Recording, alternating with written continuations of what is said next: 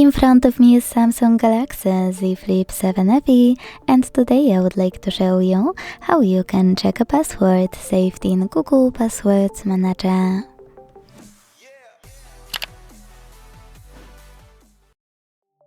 Begin by opening Settings and scrolling down to hit Google.